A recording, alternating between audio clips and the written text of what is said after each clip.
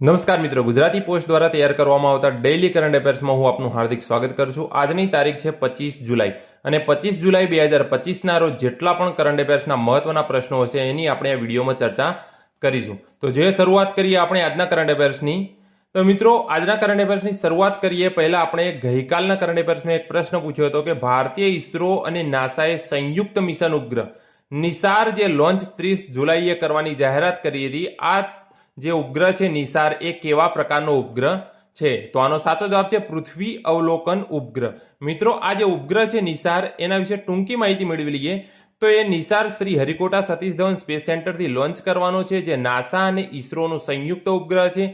ઇસરો અનુસાર GSLV F-16 synthetic aperture radar ઉપગ્રહને સૂર્ય સિંક્રનસ ભ્રમણ કક્ષામાં લોન્ચ કરવાનો આવશે।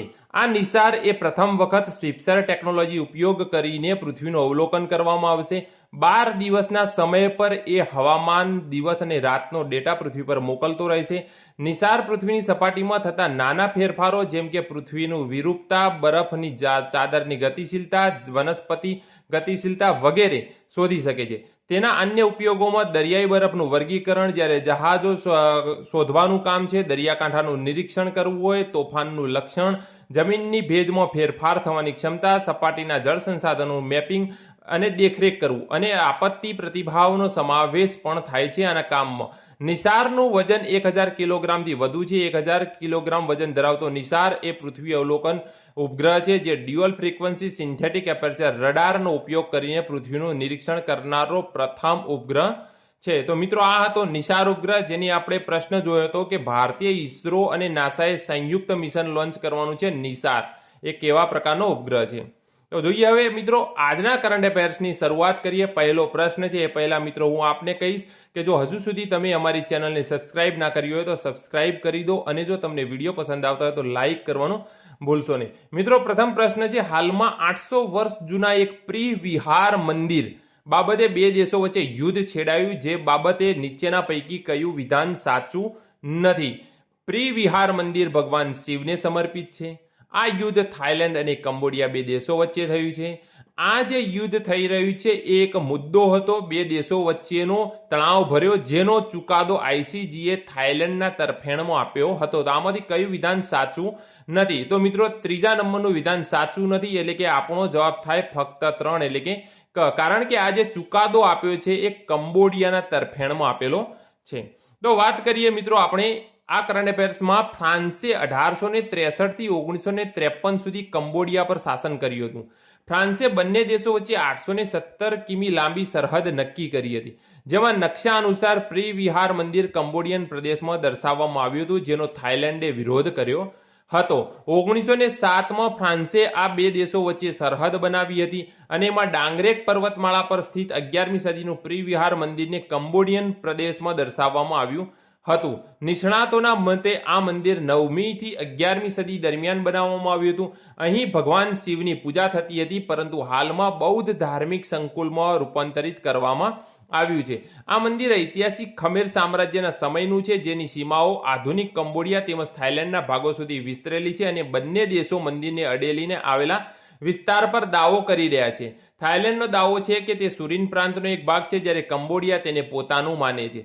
1959માં કંબોડિયાએ મંદિર વિવાદનો મુદ્દો આઈસીજે એટલે કે આંતરરાષ્ટ્રીય ન્યાયાલયમાં લઈ લીધો હતો, જેમાં કોર્ટે કંબોડિયાની તરફેણમાં ચુકાદો આપ્યો હતો।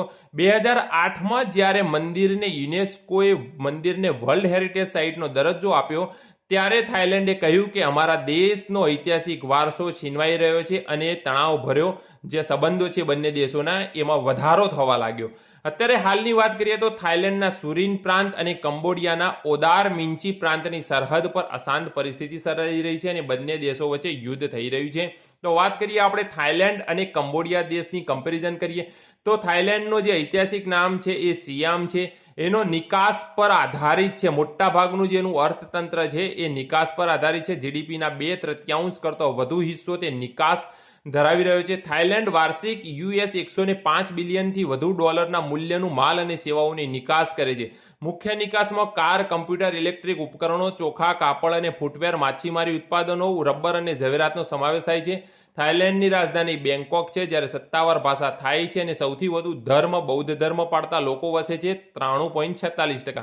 જ્યારે કંબોડિયાની વાત કરીએ તો નીચાણવાળા મેદાન અને મેકોંગ નદી અને દક્ષિણ પૂર્વમાં એશિયાનો સૌથી મોટા તળાવ એટલે કે ટોનલે સેપના સંગમ પર આ આવેલું છે. તે ઉષ્ણકટિબંધીય આબોહવા દ્વારા પ્રભુત્વ ધરાવી રહ્યું છે. કંબોડિયાના ઉત્પાદન ક્ષેત્રનો સૌથી મોટો હિસ્સો કાપડ ઉદ્યોગનો છે, જે દેશની નિકાસમાં 80% હિસ્સો ધરાવે છે. પ્રવાસન ઉદ્યોગ દેશનો બીજો સૌથી મોટો સ્ત્રોત છે. અંકોરવાટની વાત કરીએ તો જે વિશ્વનું સૌથી મોટું ધાર્મિક સ્થળ છે, જે કંબોડિયામાં આવેલું છે. તેનું બાંધકામ ખમેર રાજા સૂર્યવર્મન બીજા દ્વારા કરવામાં આવ્યું હતું. રાજધાની ફનોમ પેન છે, જ્યારે સત્તાવાર ભાષા ખમેર છે. કંબોડિયા અને થાઈલેન્ડની આપણે વાત કરી. મિત્રો, બીજો પ્રશ્ન છે કરંટ અફેર્સનો સૌથી મહત્વનો છે. તાજેતરમાં કયા દેશે યુનેસ્કોમાંથી છૂટા પડવાની જાહેરાત કરી છે? તો છૂટા પડવાની જાહેરાત યુનેસ્કોમાંથી મિત્રો અમેરિકાએ કરી છે. અમેરિકા વારંવાર યુનેસ્કોથી છૂટું પડતું રહ્યું છે અને જોડાતું રહ્યું છે. આપણે વાત કરીએ તો અમેરિકાએ 2023માં જોડાયું હતું અને 2 વર્ષ પછી ફરીથી સંયુક્ત રાષ્ટ્રના યુનેસ્કો એટલે કે શૈક્ષણિક, વૈજ્ઞાનિક અને સાંસ્કૃતિક સંગઠનમાંથી છૂટા પડવાની જાહેરાત કરી છે. તો આ યુનેસ્કો શું છે મિત્રો? યુનેસ્કો એ સંયુક્ત રાષ્ટ્રની એક વિશિષ્ટ એજન્સી છે, જે શિક્ષણ, વિજ્ઞાન અને સાંસ્કૃતિક ક્ષેત્રમાં આંતરરાષ્ટ્રીય સહયોગ દ્વારા શાંતિને પ્રોત્સાહન આપે છે. યુનેસ્કોનું મુખ્ય મથક પેરિસ, ફ્રાન્સમાં આવેલું છે. એના સભ્ય દેશો 194 છે. સહયોગી સભ્ય દેશો 12 છે. આનો ઇતિહાસ શું રહ્યો છે યુનેસ્કોનો? તો એની સ્થાપના 16 નવેમ્બર 1945ના રોજ થઈ હતી. પ્રથમ સામાન્ય સભા નવેમ્બર અને ડિસેમ્બર 1946 દરમિયાન પેરિસમાં યોજાઈ હતી. ભારત એ આનો સ્થાપક સભ્ય દેશ છે, એટલે કે જ્યારે સ્થાપના થઈ એટલે જેટલા પણ દેશો જોડાયા હતા એમાં ભારત જોડાયેલું હતું. બીજી વાત કરીએ તો મિત્રો યુનેસ્કોની ભૂમિકા શું છે? તો બધા માટે સમાવિષ્ટ, સમાન અને આજીવન શિક્ષણની તકો સુનિશ્ચિત કરો. મૂર્ત અને અમૂર્ત સાંસ્કૃતિક વારસો એટલે કે વર્લ્ડ હેરિટેજ લિસ્ટ જે છે એનું રક્ષણ કરવું. વૈજ્ઞાનિક સંશોધન, ટકાઉ વિકાસ અને શાંતિ અને માનવતા માટે વિજ્ઞાનના ઉપયોગને પ્રોત્સાહન આપવાનું. પરસ્પર સમજણ અને સહિષ્ણુતા વધારવી એ આ યુનેસ્કોની મહત્વની ભૂમિકા છે અને આદેશો આપે છે કે આ પ્રકારનું કાર્ય કરવું જોઈએ. યુનેસ્કો છોડવાનો અમેરિકાનો શું ઇતિહાસ રહ્યો છે? તો અમેરિકા ત્રીજી વખત યુનેસ્કો છોડી રહ્યું છે. ટ્રમ્પ વહીવટમાં બીજી વાર બની રહ્યું છે કે પ્રથમ કાળમાં પણ તે છૂટું પડ્યું હતું, જ્યારે બાઇડનમાં જોડાયું અને પાછું ટ્રમ્પ વહીવટમાં છૂટું પડી રહ્યું છે. કયા સમયને કયા કારણોસર અમેરિકા જે કારણો દર્શાવીને છૂટું પડી રહ્યું છે? તો પ્રથમવાર જ્યારે છૂટું પડ્યું 1984માં રીગન વહીવટ હતું. એ વખતે શીત યુદ્ધ દરમિયાન ગેરવહીવટ, ભ્રષ્ટાચાર અને સોવિયત હિતો સાથે જોડાણ હોવાનો આરોપ લગાવીને અમેરિકા યુનેસ્કોમાંથી છૂટું પડ્યું હતું. જ્યારે બીજી વારની વાત કરીએ તો 2017માં ટ્રમ્પનો પ્રથમ કાર્યકાળ હતો. એ વખતે 2011માં પેલેસ્ટાઇનને જ્યારે સભ્ય રાજ્ય તરીકે સમાવવામાં આવ્યું યુનેસ્કોમાં, ત્યારે મતદાન કર્યા બાદ ઇઝરાયલ વિરોધી પૂર્વગ્રહનો આરોપ લગાવીને છૂટું પડ્યું હતું. ત્રીજી વાર 2025માં આ ટ્રમ્પનો બીજો કાર્યકાળ છે. ત્યારે બાઇડને જ્યારે 2023માં ફરીથી વહીવટ દરમિયાન ફરીથી જોડાયા હતા, ત્યારબાદ રાષ્ટ્રપતિ ટ્રમ્પે ફરીવાર ડિસેમ્બર 2026 સુધીમાં યુનેસ્કોમાંથી બીજી વાર અલગ થવાની જાહેરાત કરી દીધી છે. યુનેસ્કોમાંથી અમેરિકાના છૂટા પડ્યા બાદ શું અસર થઈ શકે છે સંભવિત? તો મિત્રો વિશ્વમાં શું અસર થઈ શકે છે? તો નાણાકીય તંગી ઊભી થઈ શકે છે. તો અમેરિકાના છૂટા પડ્યા બાદ બજેટમાં નોંધપાત્ર ખાધ ઊભી થાય, જેનાથી શિક્ષણ, વારસો, આબોહવા સંશોધન કાર્યક્રમો જોખમમાં મુકાય છે. દાખલા તરીકે આપણે જોઈએ તો પેલેસ્ટાઇનને જ્યારે સભ્ય રાજ્ય તરીકે સમાવવામાં આવ્યું હતું 2011ના નિર્ણય પછી, અમેરિકા અને ઇઝરાયેલે યુનેસ્કોને ભંડોળ અટકાવી દીધું. એટલે કે જે તે ભંડોળ પૂરું પાડે છે યુનેસ્કોમાં એ અટકાવી દે છે, જેના કારણે એક ખાધ ઊભી થાય છે અને આ જે શિક્ષણ, વારસો અને આબોહવાના જે કાર્યક્રમો છે એ જોખમમાં મુકાય છે. જ્યારે ભૂ રાજકીય સત્તા પરિવર્તન આવે છે, જો અમેરિકા છૂટું પડી જાય તો યુનેસ્કોમાં ચીનનું પ્રભુત્વ વધી જાય છે, એના એજન્ડામાં પ્રભુત્વ મળી જાય છે અને ચીન તરફી કથાઓને પ્રોત્સાહન મળી શકે છે. વિજ્ઞાન અને શિક્ષણને શું અસર થઈ શકે છે? તો યુએસની ગેરહાજરી વૈશ્વિક સ્તરે એઆઈ, નીતિશાસ્ત્ર, આબોહવા વિજ્ઞાન અને કન્યા શિક્ષણ કાર્યક્રમો માટે સમર્થન ઘટી જાય છે. એટલે કે સાયન્સ, ટેકનોલોજી, એન્જિનિયરિંગ અને મેથેમેટિક્સ શિક્ષણથી છોકરીઓને પરિચિત કરાવવા માટે આયોજિત યુનેસ્કોના સ્ટેમ ક્લિનિક્સમાં અવરોધ ઊભો થાય છે. જ્યારે વાત કરીએ તો બહુપક્ષીયવાદમાં પણ કટોકટી ઊભી થાય છે કે અમેરિકાના અણધાર્યા છૂટાછેડાથી વૈશ્વિક સહકારને વિક્ષેપિત કરી નાખે છે. બહુપક્ષીય સંસ્થાઓ નબળી પડે છે અને વિકાસશીલ દેશોને અસંગત આંતરરાષ્ટ્રીય સમર્થન અને નીતિઓથી હતાશ કરે છે. ભારત પર શું અસર થશે? તો મિત્રો જ્યારે યુનેસ્કો અમેરિકા જે છૂટું પડશે યુનેસ્કોમાંથી, ત્યારે ભારત પર શું અસર થઈ શકે છે? તો તકો, એટલે કે ભારત સંસ્કૃતિ, શિક્ષણ અને એઆઈ નીતિશાસ્ત્ર પર વૈશ્વિક એજન્ડાને આકાર આપીને યુનેસ્કોમાં પોતાનો રાજદ્વારી પ્રભાવ વધારી શકે છે, કારણ કે ભારત પાસે એઆઈ, શિક્ષણ અને સંસ્કૃતિ ખૂબ જ વધુ છે, જેનાથી તે પોતાના એજન્ડા આપીને યુનેસ્કોમાં પોતાનો પ્રભાવ વધારી શકે છે.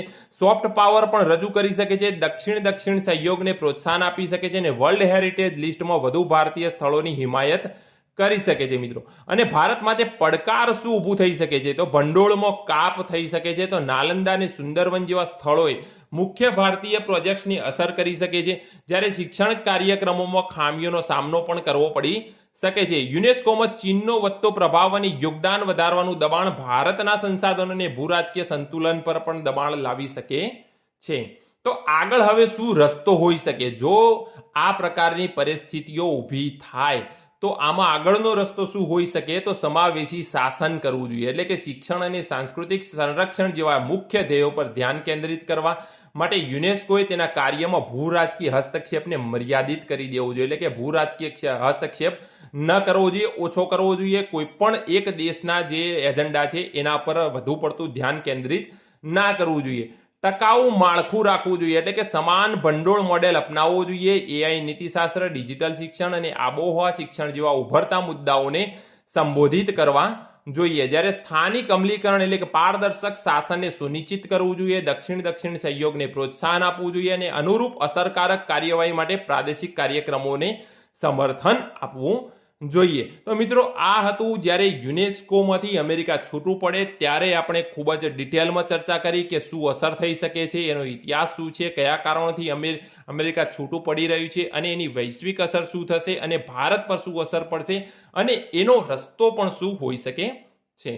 તો મિત્રો આ હતું આજના દિવસનું કરંટ અફેર્સ, જેને આપણે મહત્વના પ્રશ્નોની ચર્ચા કરી છે. હવે આજનો પ્રશ્ન છે તમારા માટે, જેનો જવાબ તમારે કમેન્ટ બોક્સમાં આપવાનો છે. તો આજનો પ્રશ્ન શું છે મિત્રો? આજનો પ્રશ્ન છે, તાજેતરમાં જ જ્યારે ભારતે સ્વદેશી પ્રદૂષણ નિયંત્રણ જહાજ સમુદ્ર પ્રચેત ભારતીય તટરક્ષક દળને સોંપવામાં આવ્યું, તે કોના દ્વારા બનાવવામાં આવ્યું છે? Cochin shipyard limited, Mazagaon dock ship builders limited, Goa shipyard limited કે હિન્દુસ્તાન શિપયાર્ડ લિમિટેડ? આનો જવાબ મિત્રો તમારે કમેન્ટ બોક્સમાં આપવાનો છે. મિત્રો વિડીયો ગમે તો લાઈક કરજો, શેર કરજો અને કમેન્ટ કરજો. જો હજુ સુધી તમે અમારી ચેનલને સબસ્ક્રાઇબ ના કરી હોય તો સબસ્ક્રાઇબ કરી દો, જેથી અમારા અવનવા વિડીયો તમને દરરોજ સવારે મળતા રહે.